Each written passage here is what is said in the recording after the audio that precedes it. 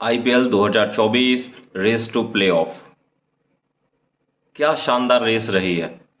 और तीन टीम तकरीबन तकरीबन क्वालिफाई हो चुकी थी और सभी को पता था कि ये तीन टीम इस बार प्लेऑफ में जाने वाली हैं, जिसमें सबसे पहला नाम कोलकाता, दूसरा राजस्थान रॉयल, तीसरा सनराइजर्स हैदराबाद। चौथा नाम सस्पेंस में बना हुआ था, क्या वहां पर हैदराबाद जाएगी, चेन्नई जाएगी, बेंगलुरु जाएगी, दिल्ली जाएगी या फिर जाएगी लखनऊ सुपर जायंट्स।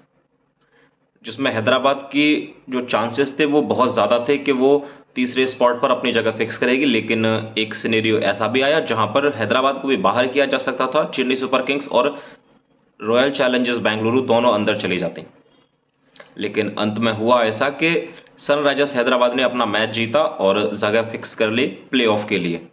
चौथा स्पॉट अभी भी सस्पेंस में था कि इस मैच को कौन जीतेगा, कौन अपनी जगह बनाएगा टॉप फोर में।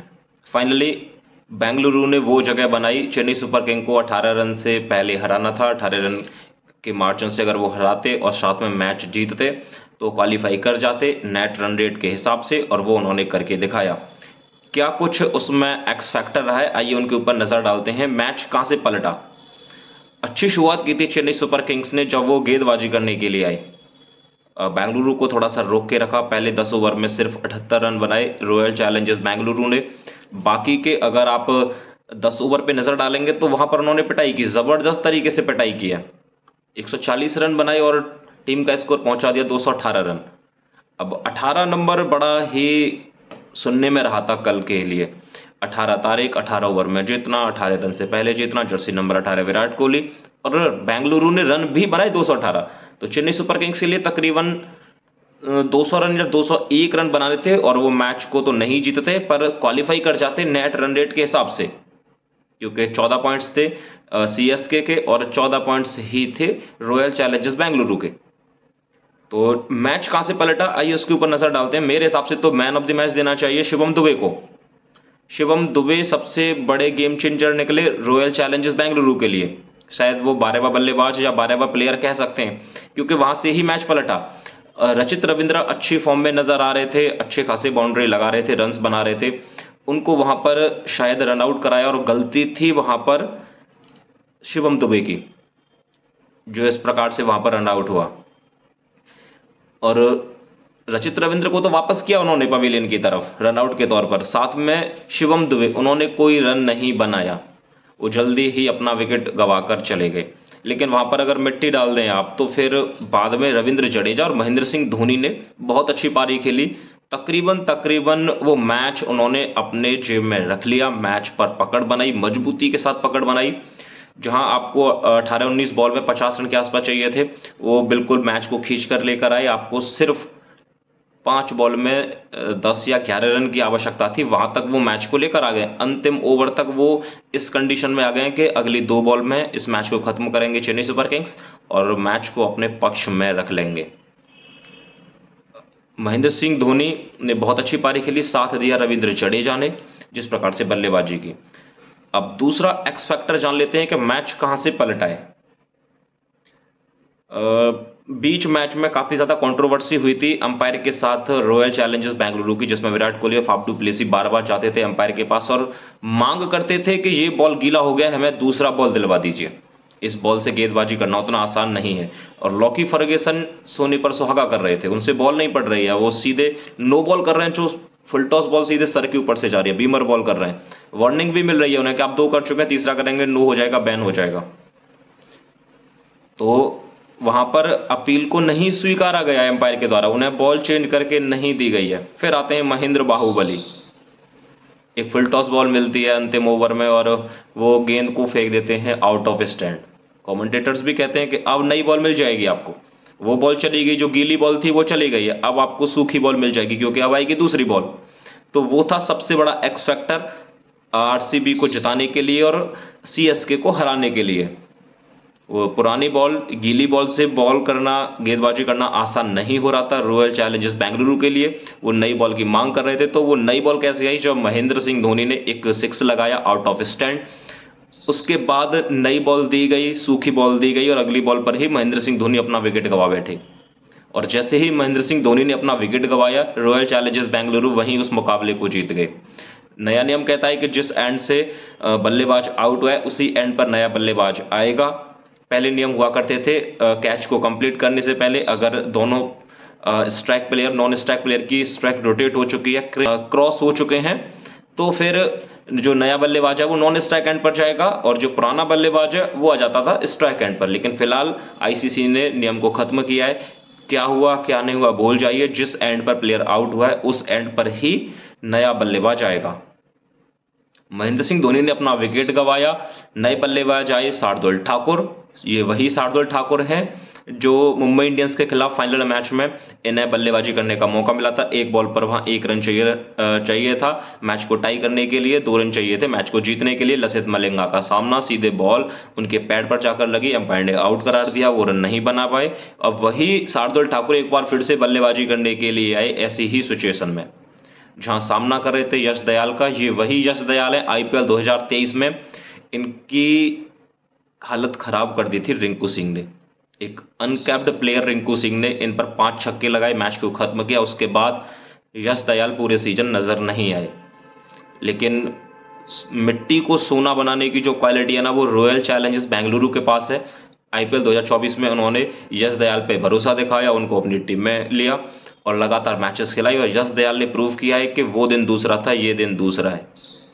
हर दिन एक जैसा नहीं होता है और यश दयाल ने जिस प्रकार से मैच बचाया महेंद्र सिंह धोनी के आगे, शार्दुल ठाकुर के आगे, रविंद्र जडेजा के आगे, वो काबिले तारीफ है। अंतिम ओवर में 17 रन के आसपास चाहिए थे और वो रन उन्होंने बचा लिए और इस मैच को आसानी के साथ खत्म किया।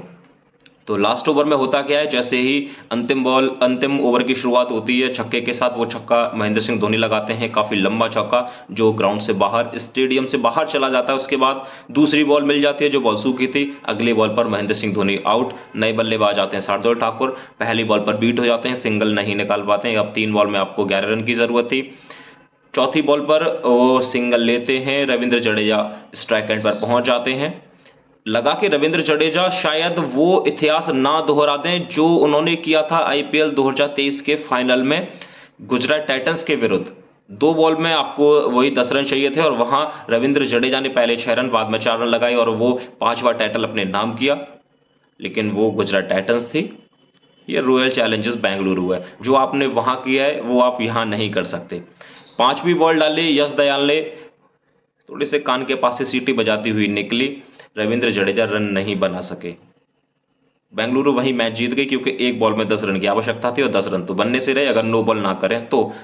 छठी बॉल की ओवर की अंतिम बॉल और उस बॉल को भी रविंद्र जडेजा के कान के पास से गुजार दिया, वो भी डॉट बॉल हुई थी शायद, और वही मैच जीत गई रॉयल चैलेंजर्स बेंगलुरु।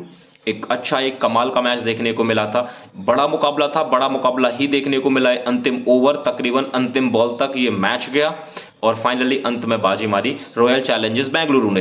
अब देखिए रॉयल चैलेंजर्स बेंगलुरु की शुरुआत आईपीएल 2024 में किस प्रकार से हुई है, आइए उसके ऊपर भी एक नजर डाल लेते हैं। पहला मुकाबला जीता था उन्होंने 25 मार्च को, उसके बाद करेक्ट 1 महीने के बाद उन्होंने अपना दूसरा मुकाबला जीता। 25 अप्रैल को रॉयल चैलेंजर्स बेंगलुरु ने दूसरा मुकाबला जीता, तो महीने में सिर्फ 1 मैच जीता उन्होंने।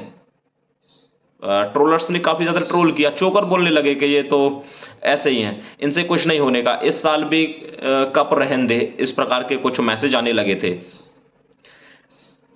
1 महीने में सिर्फ 1 मैच जीता था और बाकी के 8 मैच उठाकर देखेंगे तो सिर्फ वहां पर 1 जीत आपको नजर आएगी। तो सबने डिसाइड किया कि सबसे पहले एलिमिनेट होने वाली टीम बन गई है आईपीएल 2024 की रॉयल चैलेंजर्स बेंगलुरु।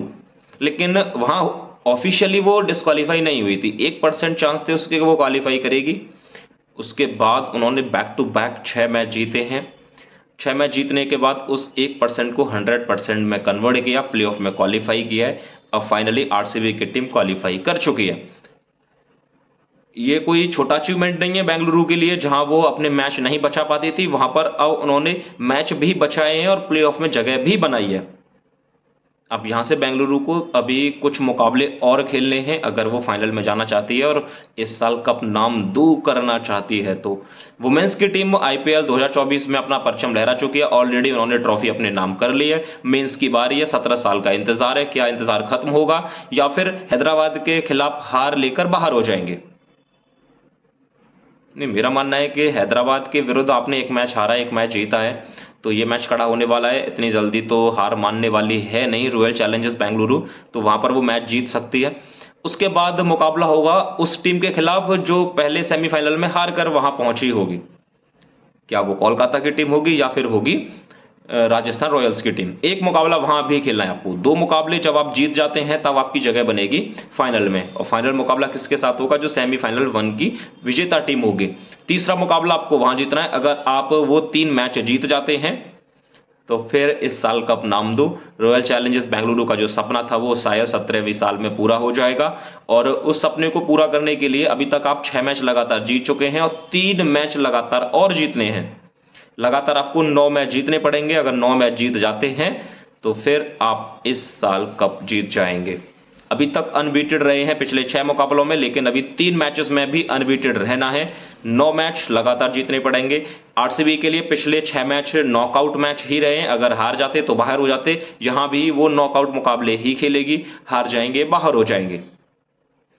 आसान नहीं रहने वाला है ये सफर, लेकिन आसान करके दिखाना पड़ेगा। अभी भी कड़ा इम्तहान देना बाकी है। अच्छे मैच खेलती हुई नजर आई है हमें रॉयल चैलेंजर्स बेंगलुरु, चाहे हम बात करें सनराइजर्स हैदराबाद की, बात करें कोलकाता नाइट राइडर्स की, बात करें राजस्थान रॉयल्स की। ये चारों टीम बिल्कुल रेड हॉट फॉर्म में नजर आई हैं। अब ये ट्रॉफी किसकी होगी इस साल, वो टाइटल किसके नाम पर जाएगा, उसके लिए तो हमें इंतजार करना पड़ेगा कुछ दिन। लेकिन अगर इस साल रॉयल चैलेंजर्स बेंगलुरु मैच जीत जाती है, बाकी के 3 ट्रॉफी उठाती है, तो फिर ये बड़ा मूवमेंट होगा आरसीबी फैंस के लिए, आरसीबी टीम के लिए। एक साल में 2 कप उन्होंने जीत लिए हैं। पहले बात करें फीमेल्स की, इस बार मेल्स। देखिए आसान नहीं है, लेकिन आपको कुछ करना पड़ेगा। और कल हमने देखा जिस प्रकार से वहां पर आरसीबी डब्लू की टीम वहां पर बैठी हुई थी। वुमेन्स वाली टीम भी वहां पर मौजूद थी। कुछ तो मोटिवेट हुई होगी आरसीबी की टीम मेंस वाली के, जब ये कप जीत सकते हैं तो हम क्यों नहीं। जब छोरी छोरों से कम नहीं है तो फिर छोरे भी कह रहे होंगे कि आपने जीत लिया तो हम भी इस बार कप आपको जीत कर दिखाएंगे। आपको क्या लगता है? आप अपनी राय कमेंट बॉक्स में छोड़ सकते हैं। क्या बेंगलुरु फाइनल तक जाएगी या फिर सनराइजर्स हैदराबाद के खिलाफ पहले मैच में ही बाहर हो जाएगी?